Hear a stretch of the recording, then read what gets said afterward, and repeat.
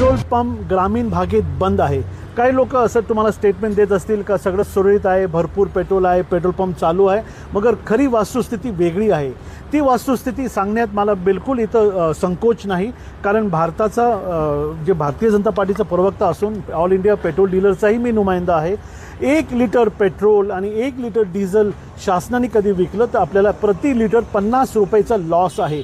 आणि हे sale discourage करण्यासाठी कंपनीने हे वेगवेगळे एक उपयोजना सुरू केलेली आहे। त्यामध्ये सर्वात अगोदर जे पेट्रोल पंपवाल्याला 15 दिवस, 9 दिवस, 6 दिवस जे काही त्यांची क्रेडिट लाईन होती ते ऑइल कंपनीने इमिजिएटली विड्रॉ केलेली आहे आणि पंपवाल्यांना क्रेडिट भेटत नाही। पण हे अचानक आणि एकदम न कळता हे झालेलं आहे। यामध्ये पंपवाल्यांनी काय आपले जे उधारी कस्टमर्स आहेत त्यांना 3 महिने 60 डेज 90 डेजचं क्रेडिट दिलेलं होतं। कंपनीने सांगितलं हे मागचं जे क्रेडिट आहे, मागची जी उधारी ते क्लिअर करा आणि आज लागणारा माल त्याचा पेमेंट आगाव म्हणजे ॲडव्हान्स पेमेंट तुम्ही करा, मगच तुम्हाला पेट्रोल आणि डिझेल भेटणार। या अनुषंगाने 70% पेट्रोल पंप्स ड्राय झालेले, कारण पेट्रोल पंप मालकांकडे एवढा भांडवल एका रात्रीमध्ये उपलब्ध करणे शक्य नाही।